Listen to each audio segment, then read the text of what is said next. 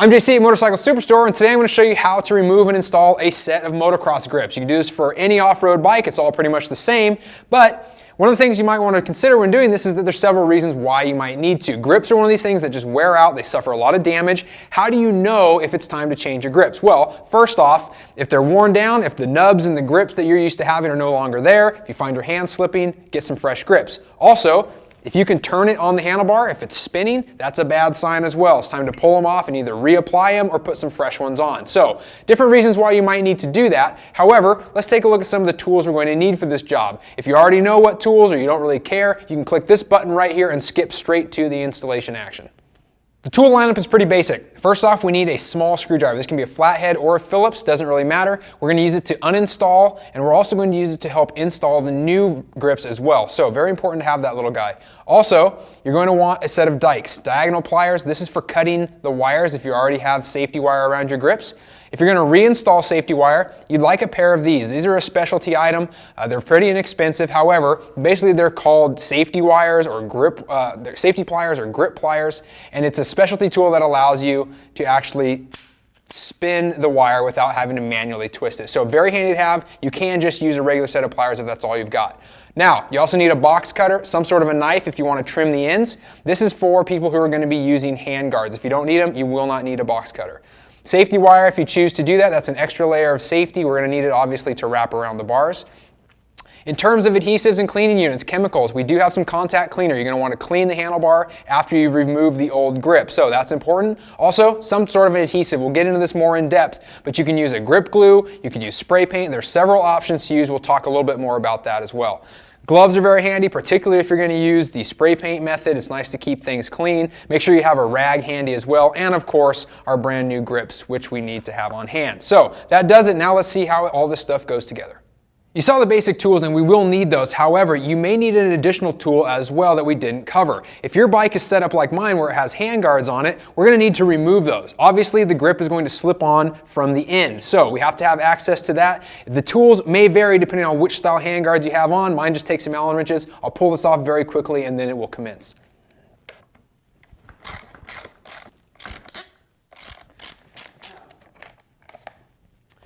Okay, now that we got access to this thing, getting them removed is actually pretty easy, depending on which type of grips you have on. If they're aftermarket grips like this one, they're probably loose, they're pretty easy to pull off. However, if they're your stock grips, those things are gnarly. They're vulcanized on there. They're probably not spinning, they're probably just worn down. You may have to use a box cutter to cut this thing all the way off. However, for something like this, we shouldn't have to go that far. So we'll use our dikes here. This already has safety wire on it. We're going to need to remove that first and foremost. If you're trying to reuse these grips, be careful not to cut big chunks in it as you're doing this. I'm not going to do that, so I don't really care. Nip those off.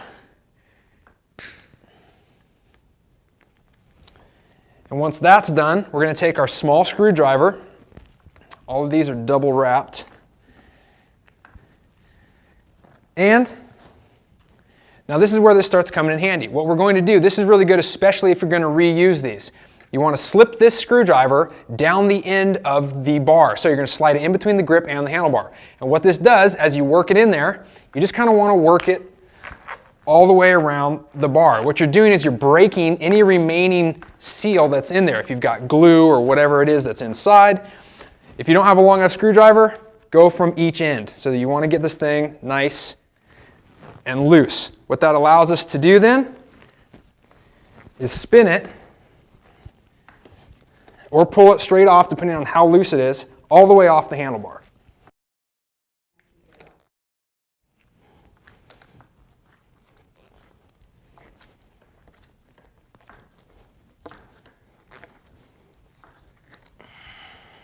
If you want to reuse your grip, then you're going to need to clean the inside of this. So what I always do is shoot a little bit of contact cleaner or brake cleaner down in there, get it good and rinsed out, scrub it with your finger if you can, and then obviously let it dry very well before you go put it back on. However, if you're not going to use it, go ahead and throw it away. Stick it on your broom handle. I don't care what you do with it. Just get busy with the handlebar here and get this surface nice and clean. So this is what our brake cleaner is for. Use your rag, obviously, and then just spray this thing on. Make sure you don't get it in your eyes. It's nasty stuff.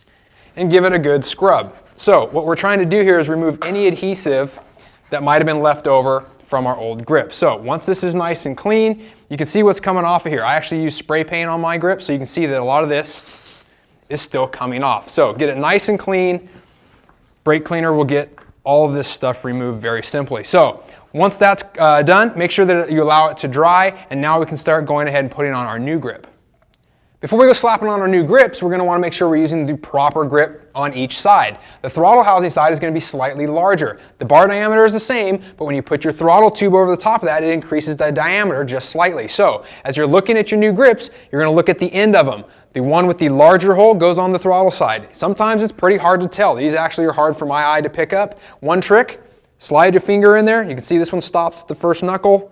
This one, it goes all the way in. So I know that this one is going to be my larger diameter, therefore it goes on the throttle side. So we'll set that one aside until we're ready for it, and we'll just work with this one over here. Now, the next thing is the adhesive. And this is where I gotta be a little bit PC with you guys. So, in order to be on the up and up here, manufacturers recommend that you only use their grip glue. So if you buy Renthal grips, use Renthal grip glue. Pro Taper grips, use Pro Taper grip glue, and so on and so on. The idea being that if you use something different, the chemicals might have a negative reaction with the rubber, could break it down over time.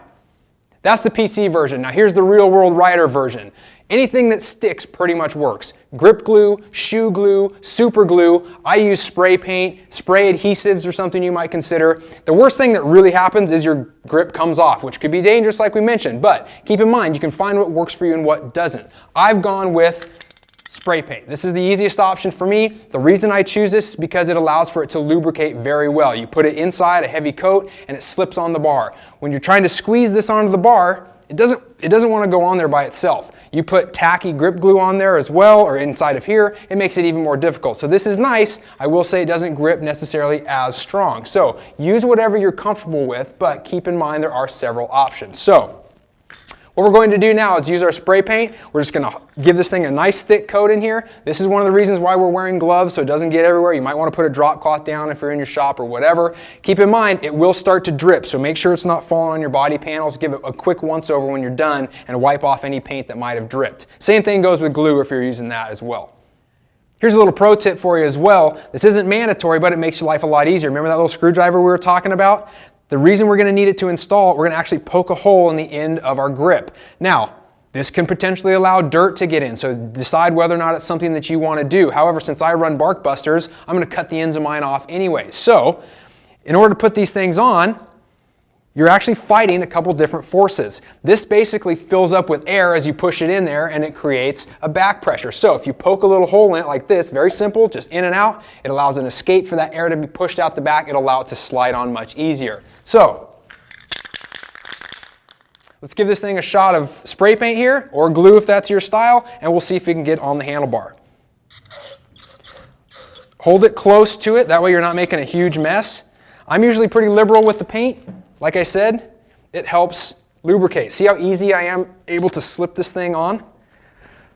That's really easy compared to trying to do this without paint. So that's definitely one of the benefits. Now, whether you're dealing with paint or grip glue, it's going to start getting tacky really quick. So you want to make sure that these grips are oriented the proper way. Sometimes it's hard to do. This is up here at my chest level. You might want to get back on the bike to where it's down here in the riding position and make sure that you have this thing rotated evenly in the direction you would like it. This one makes it pretty easy because it says front this direction. So pretty straightforward. But typically half waffle grips, the waffles will be on the bottom side to give you more grip on your fingertips. So this one seems like it's lined up pretty well. I'm going to be happy with that right about there.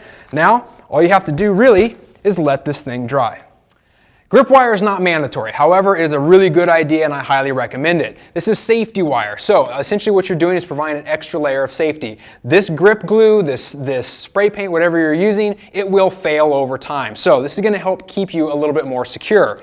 Especially for guys like me who have death grips on these things, we twist them off. I usually double or triple wire all of my grips. Now you're going to notice that the grips will often have some sort of a groove that's designed to allow this. So you don't want to have these causing problems, causing blisters underneath your gloves. So this one has 3 different grooves. One up here at the thumb guard, one in the center, one on the end. And this is basically a guideline for this wire to then lay inside of, and it's going to be pretty much flush with the top of the grip. So One thing about the wire, you can buy this at any bike shop, obviously, hardware stores carry it. I grew up on a farm, I used electric fencing wire pretty much my whole life. So any type of wire will essentially work. One of the nice things about this sort of thinner wire is it's very easy to then tuck underneath. After we snip it, you're gonna have to tuck that end, and you don't want a big beefy piece of wire under there. So the thinner stuff works pretty well.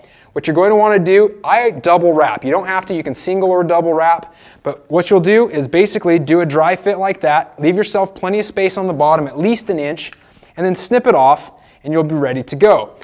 Now, before you go ahead and redo this every single time, take this thing off, pull it out straight, and then measure out several of these. If you want 2 per or whatever, measure them out, cut them before you start. That'll be a lot easier. Also, give yourself a couple extra because you're gonna break them. I break probably 50% of the ones I do. So you just gotta learn to get a feel for your wire and for your pliers. Now, as we lay this on, we do not want them to cross over. We'd like them to stay side by side. Then, as we pull them down, give them one twist as kind of as high up as you can get. And then I give it a few extra as well because once this set of pliers gets on, you're going to see exactly how they work. This is where this specialty tool comes into play. If you were to do this manually by hand, that's a lot of pulling and twisting. With these, you're able to pinch onto the wire with the tips, and then if you'll notice, there's a locking device here. So you grip it at the base and slide this lock into place, and now it'll hold there. And as you pull this bottom piece, it's going to spin the wire on its own. So, makes it very handy. You want to look underneath there, kind of get an idea of how far you can go. And then, when it's ready to be snipped off, you simply press this, it releases the lock. And you want to leave yourself about ½ an inch, 5/8. The nice thing about that, it may seem a little bit long to you, but here's what you want to do. Think about gripping your handlebar. So, our hands typically go this way, right? So, we do not want the end of the wire catching our finger as it rotates around. So, you're going to want to bend your wire to the front of the grip. That's going to be the best way to do it. Now, before we do that, take the very end, grip it, and make a small hook right at the base. That hook is then going to dig into the rubber and help it stay there and tuck it away so that it's not catching your fingers. So using the tip of your pliers, you can probably get most of it all the way over with your thumb, but then you want to use your pliers and really dig that wire up into the rubber.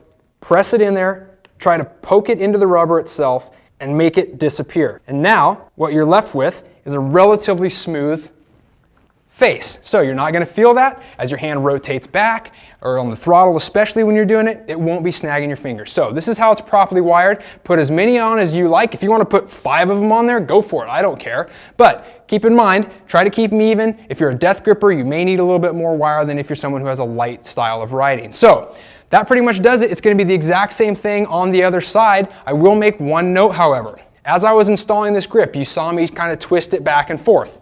It's not going to work the same on your throttle side because as you twist it back, the throttle is just going to turn, so it won't give you any resistance. So as you're sliding that on, just twist it to the front of the bike as you're pushing it. That will allow you to get it on there nice and easy. So it's the same thing, however. Use all the same utensils, use the same wiring technique, and you'll be set to go. That's how you do your grips. It's very simple. I'm telling you, as soon as you're done listening to me, you can just do this very quickly. So it's something that you can do on a regular basis. Fresh grips are really important, and like we mentioned, it's a big safety thing. So thanks for watching. Hopefully this gets you off and running with some fresh handle grips, and we'll see you next time at Motorcycle Superstore.